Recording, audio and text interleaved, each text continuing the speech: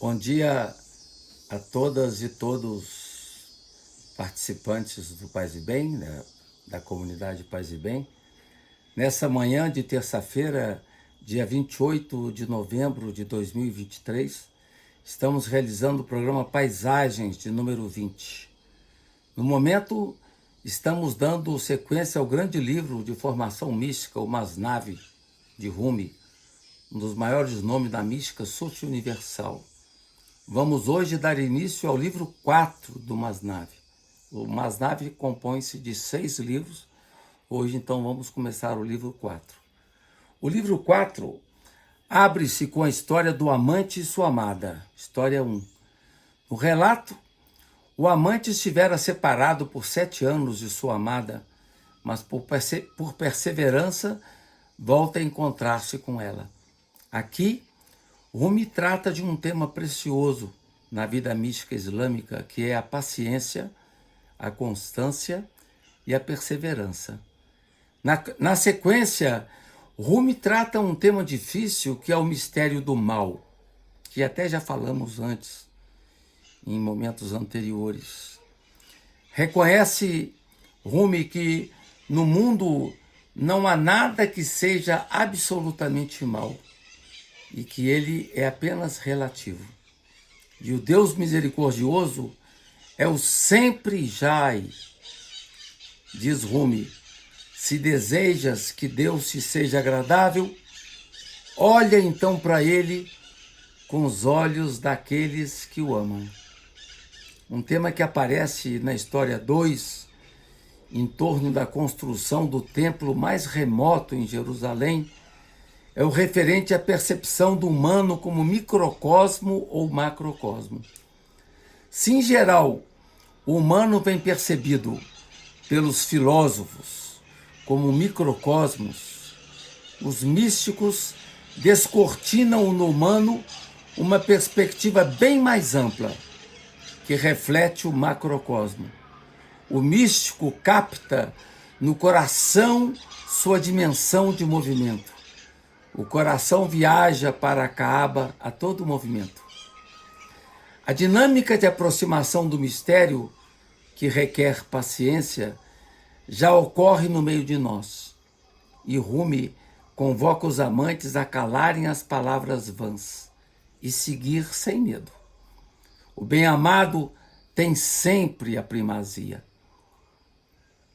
Ninguém busca o mistério sem ter sido antes convocado por ele. E esse amor ecoa no coração e suscita algo. O barulho do aplauso não provém de uma única mão, diz Rumi, sem que a outra intervenha para interagir. Então, para que haja aplauso, tem que haver 2 mãos batendo e não apenas uma. Os eflúvios que vêm do céu possibilitam que até vozes dissonantes tornem-se melodiosas. As melodias celestiais não estão distantes de nós, mas sua proximidade pode ficar ocultada por ferrugens que foram tomando conta do coração. Embora a terra e a água tenham lançado seu véu sobre nós, guardamos pálidas reminiscências dessas canções celestiais.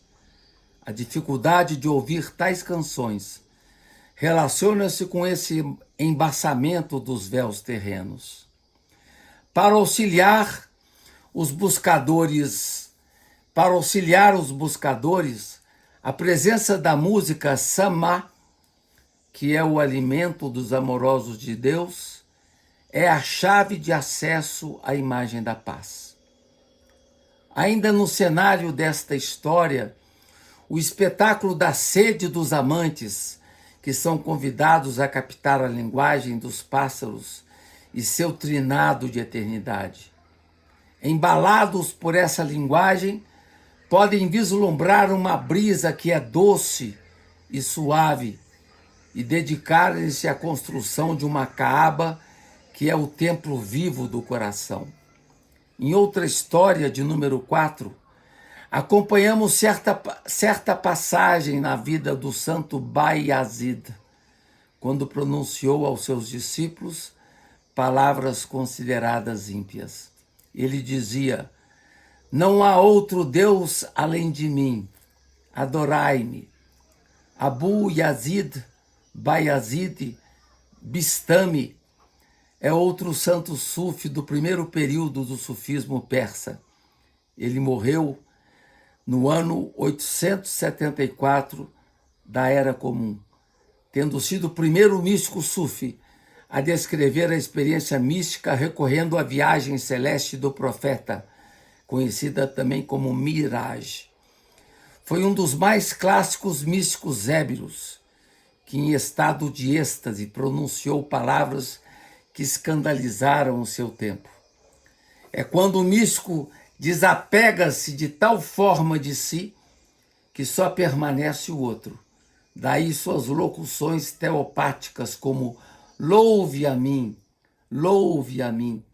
Como diz Rumi, estamos diante de uma taça transbordante que sai de si mesma e faz a alvorada brilhar com força. Sob o domínio do espírito, Bayazid perde a razão. Quando a águia da alienação alçou voo, Bayazid começou a pronunciar coisas similares. A torrente da loucura arrastou sua razão e ele falou mais impiamente do que antes. Dentro de minhas vestes não há nada senão Deus, dizia ele. Reconhecendo o valor dessa experiência mística em linha semelhante ao que ocorreu com Al-Hallaj, Rumi assinala: aquele que está fora de si está aniquilado e a salvo. Ele está eternamente em segurança. Sua forma desvaneceu-se. Ele é um mero espelho. Deixa de ser isso ou aquilo, pois está agora vazio de forma. Na visão de Rumi, quando o discurso chega a este ponto, os lábios se fecham. Quando a pena chega a esse ponto, ela parte-se ao meio. Fecha então teus lábios, embora a eloquência seja possível. Guarda silêncio, diz Rumi. Deus sabe o que é o melhor. O que ocorre é de tal profundidade que Rumi aconselha aos leitores guardarem a experiência como um tesouro, sem divulgá-la em vão. Aos fiéis regulares que só navegam nas exterioridades, uma tal visão escapa. E mais, é uma visão que choca profundamente aos outros. Os juízes que baseiam suas opiniões nessas exterioridades tomam decisões muitas vezes contra os hereges. São eles, porém, como diz Rumi, que derramaram secretamente o sangue de muitos verdadeiros crentes. Infelizmente, né? Foram juízes que, de forma equivocada, por não entenderem o pensamento dos místicos, derramaram o sangue dos místicos, ou derramaram o sangue dos verdadeiros crentes, por não conseguirem captar o significado das suas palavras, por estarem imersos na superfície. O tema de Moisés e o faraó aparece em outra história, de número 6, e trata de uma longa discussão travada entre os dois, Moisés e o faraó. Enquanto o faraó zomba de Moisés, que converteu sua vara numa serpente, por sua vez, Moisés retruca dizendo que o seu feito ocorreu pelo poder de Deus. O faraó carecia de uma percepção das coisas divinas, faltando-lhe o sentido das coisas nobres. O homem de intuição espiritual, diz Rumi, é portador de uma visão purificada de desejo. Ele é todo olhos, e não vê mais duplo, mas vê apenas o uno, único ser real. Com isso, entramos no livro 5 do Masnavi, o penúltimo livro. O livro se abre com a história do profeta e seu hóspede infiel, a história de número 1. O hóspede era um homem forte e rude, o gigante Og, que ninguém queria receber. Ele foi acolhido mesmo sendo um infiel, mas depois do alimento espiritual passou a confessar a fé islâmica. A história serve para Rumi abordar o tema da tensão entre os atos exteriores e o estado interior do coração. O místico afegão desconsidera os atos rituais e reconhece que eles podem traduzir o testemunho interior do fiel. Insiste, porém, em destacar que os acidentes não são essenciais, mas apenas ponte para a manifestação da essência secreta. A qualidade essencial perdura, os acidentes passam. O que Mevlana quer reafirmar com vigor é a importância da sintonia entre palavras e atos. A língua dos atos é a mais essencial, diz Rumi, enquanto a língua das palavras é frágil, é contingente. Na verdade, temos nesse mundo 3 companheiros de rota: os amigos, as riquezas, ou seja, os bens, e a excelência das ações. Após a morte, nem tudo vai junto com aquele que morre. As riquezas não ultrapassam o muro do palácio. Os amigos acompanham os amigos até o túmulo. E a riqueza das nossas ações, essas sim, serão essenciais no dia do julgamento. As ações são de fato as únicas fiéis. Daí a importância de se refugiar nelas, nas ações, na nobreza das ações, pois elas nos acompanham até as profundezas da morte. Quando o fiel é tomado pelo perfume de Deus, não há caminho de volta. Agora que me levaste, diz Rumi, agora que me levaste a cheirar seu perfume, não me prives desse vinho almiscarado, ó Senhor da fé. Seguem-se outras curtas histórias, até chegar na narrativa da inutilidade da mera imitação cega dos exercícios religiosos. História de número 6. Rumi tece fortes críticas aos teólogos legalistas, reconhecidos por ele como incapazes de contemplar a luz do Espírito. Diz Rumi, quando o eterno aparece, o transitório é anulado. O que sabe então o transitório do eterno? Quando ele entra em contato com o temporal, deixa-o aturdido. Depois que este se transforma em nada, ele lança sua luz sobre ele.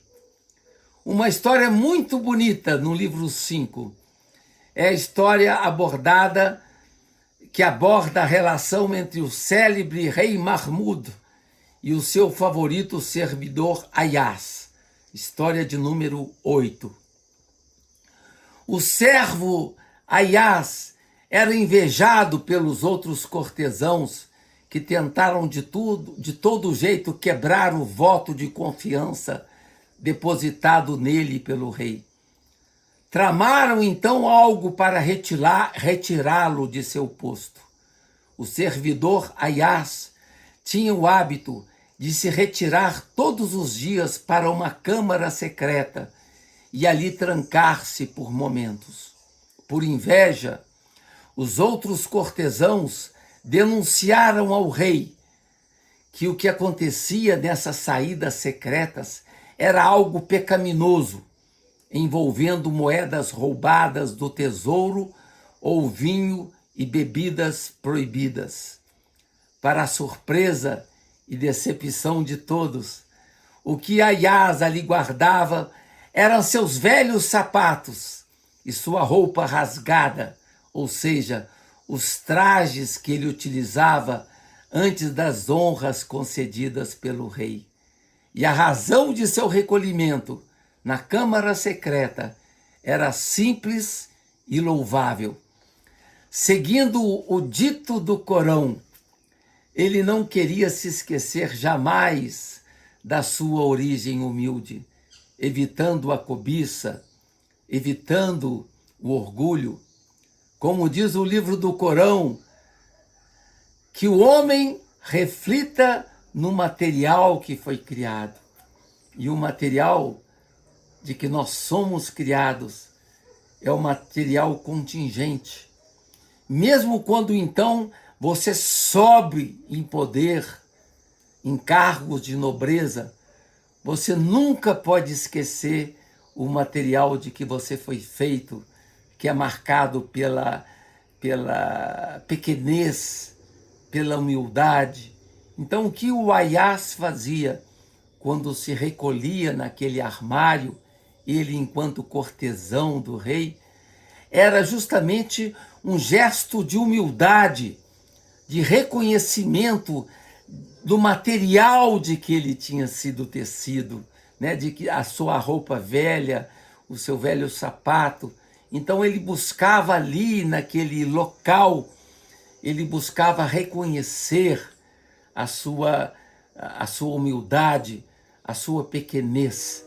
Então esse é outro dos traços bonitos da mística de Rumi, que vai colocar a importância da humildade como central para aqueles que querem viver o elemento fundamental do mistério. Não há possibilidade de exercício místico sem humildade, sem morrer antes de morrer, como falam os místicos sufis, ou como falam os zen budistas. É preciso enfrentar antes da morte a grande morte, que é a morte do apego. Então esse caminho do desapego era o caminho que fazia o Aias e que provocava o ciúme nos outros cortesãos que o denunciaram, mas que acabaram sendo desempatados, né, pela verdade, que era justamente aquela que mostrava que naquele armário estava guardado o tecido de simplicidade daquele derviche.